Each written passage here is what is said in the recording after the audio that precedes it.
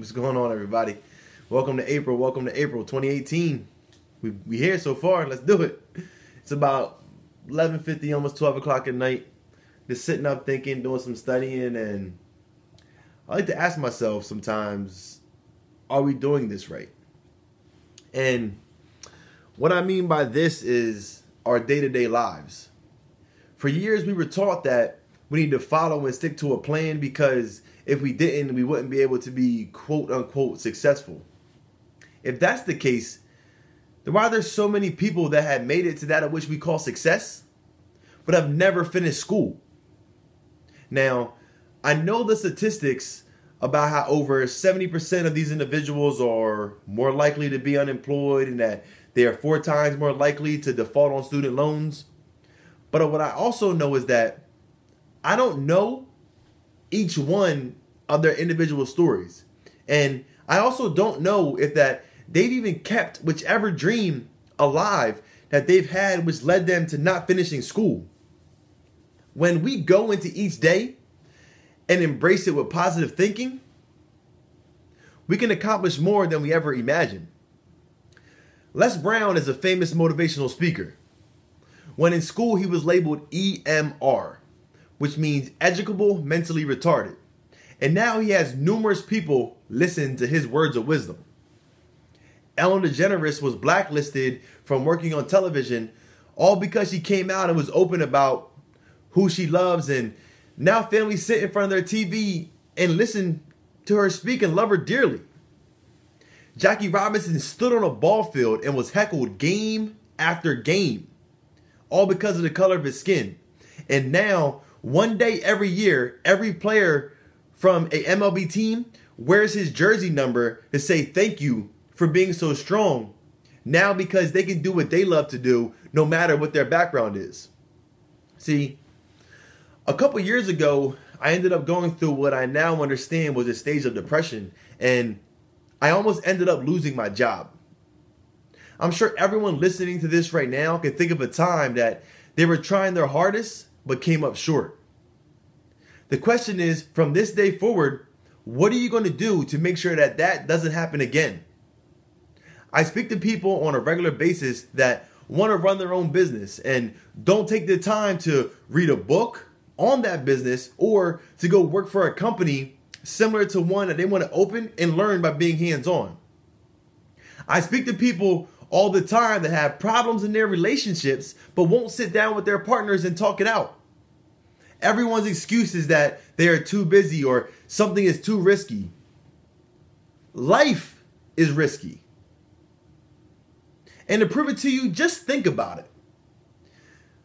Life is such a risk, you don't get out alive. I heard this story from Norman Vincent Peale about an elderly man who was walking through town while his wife was in the store shopping, and he stumbles upon a tattoo shop. He walks in and looks at all the tattoos on the wall. He sees hearts, flowers, praying hands, and even scriptures. Then his eyes open widely because he saw one that says, "Born to lose." Born to lose. He looks at the tattoo artist and says, "Yeah, that one." The tattoo artist says, "Okay, well, take off your shirt." Gentleman responds, "Oh no, I don't want a tattoo.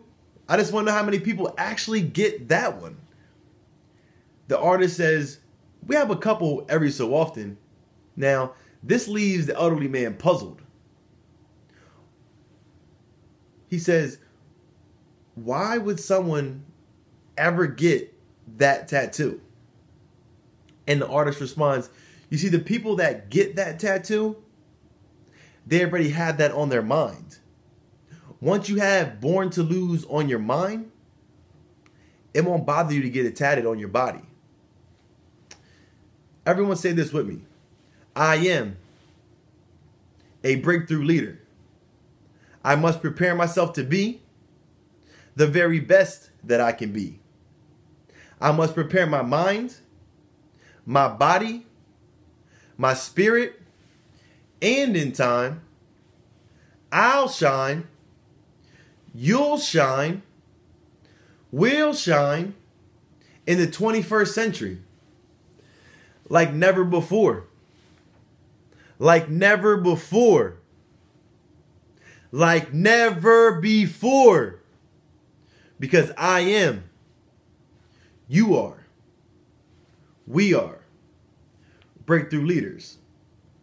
You see, when I'm on lunch break, I found this place that to each person that's been there, it brings to them a different emotion. You can walk by and see people laughing and smiling, or you can walk by and see people crying. This place is amazing when you really think about it. The amount of dreams and ideas that are here can change the world. The amount of businesses that can be started, books that can be written, stories that could be told is breathtaking. I mean, how many places can you go and use your imagination, but this place has a name and a birth date of someone? The only thing you don't know is their actual story. The person could have been an amazing parent, even the local comedian, or a business owner. The amount of ideas and dreams in this place that I walk past regularly is profound. Too bad this place is a cemetery, and those ideas and dreams will never be heard. Sometimes we worry too much about our problems, but if we think about it in a different way, the only people that don't have problems anymore are dead. Kids, work, health issues, money issues, they're all hurdles we can get over together. See, there was a gentleman in 1954 by the name of Sir Roger Bannister who told himself it was possible to run a 4-minute mile. Was it going to be easy? No, not at all. And he knew that. The reason he knew that was because before May 6th, 1954, not a single person had ever done it. But on that date, he crossed the finish line in under 4 minutes.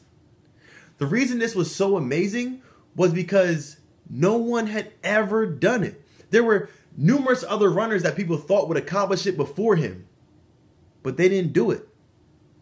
He did it because he looked at himself in the mirror and he just knew that he could. And since that day, the 4-minute mile has been ran numerous times, even by high school athletes. You have to believe in yourself because you are the answer to everything you are afraid of. The majority of the wealthy and rich are no different than you and I. The difference is that they looked at that person in the mirror and expanded on themselves. Understanding yourself and constantly working on yourself is going to help you achieve your goals. We use Google and other search engines for everything nowadays. Directions, recipes, zodiac signs, comedy relief. But the majority of us will never take the time to look up ways to increase our income. And for those of you that do, you won't start because it will look too hard or complicated. Attitude is important. If you change your attitude, you will become whatever you think about and study to become. Your environment that you are in every day is exactly who you are. The clothes, the car, the house, the job, everything is you. If you want to improve, change your attitude. Eventually, you will become that person. I've always said business was going to be in my future. When I was in college, I made the change, and 3 to 4 days a week, I wore business attire. Now when I look in my closet, the majority of the clothes I have are geared towards business. The job I have is business. The future I have is going to be with business. Start right this second and watch your attitude and mindset change. Positive thinking is the way to go. I would like for you all to try this. Work backwards on the goal you're trying to accomplish. If it's money, write down the number and then break down every little detail to how you're going to get to that end goal. If you know how to make $1, then you know how to make $1 million. I know it sounds simple, but it's really that straightforward. If you take whatever you did to make $1 and do that 1,000,000 times, you will have $1,000,000. Just try it. See how it goes. If you don't take the first step, then who's going to do it? If you're having problems in your relationship, try something different. Think outside the box. We get so caught up in technology that we don't expand our minds too much anymore. We allow our devices to do it. Like, for an example, if you want to reach someone that you haven't spoken to in a while, write them a letter. Not a text message, an actual letter, and send it to their address. And constantly keep doing it. Because what you're going to do is you're going to start writing, and then by the time they write you a letter back, there's going to be so much that's changed, and it's going to keep going back and forth. But the next thing you know, you guys are going to be picking up the phone and calling one another, and who knows what can come from there. Just try something different. See, looking back on my life so far, I constantly think about the day that I found out I was going to be a father. And I was absolutely terrified. I had no idea what to do. At that time, I was still eating ramen noodles. I was going out. I was partying. I was drinking. And you wanted me to believe that I could be a father? Not a shot at all was I going to believe that. But what I did was I called my mother. I called my father. I called my 3 younger siblings. And we all sat down together. And I told them, I said, I'm terrified. And I have no idea what I'm going to do or how I'm going to be able to do this. And since that day, my parents started to speak to me about what life was like when they were in my shoes and they were found out that they were having their first child and how they overcame it. And then what I did was I went to go hang out with friends that had kids, and I started to see what they did to being a parent. And that led me to where I am today. There's a bunch of you that contact me and say, hey man, I just found out that I'm having a child and I want to do everything I can to be a father the same way that you are. And I appreciate that. And by you reaching out to me, that means the world. That means that I'm trying and I'm figuring it out and I'm doing the best that I can right now. But I would have never got to this position if I didn't open up and speak about my feelings and tell those that are close to me, I'm afraid and I need your help. You see, I've been doing a lot of reading lately, and I came across a poet that lived in the late 19th century and earlier in the early 20th century by the name of Walter D. Wintle. And he wrote this: if you think you're beating, you are. If you think you dare not, you don't. If you like to win but think you can't, it's almost a cinch you won't. If you think you'll lose, you've lost. For out in the world we find success begins with a fellow's will. It's all in a state of mind. If you think you're outclassed, you are. You've got to think high to rise. You've got to be sure of yourself before you can ever win a prize. Life's battles don't always go to the stronger or faster man, but sooner or late, the man who wins is the man who thinks he can. I want you to take that poem with you on your journey, and when someone comes to you and says, are we doing this right? You say, yes. Yes, we are. Because I made the change, and I hope you would do the same. Thank you.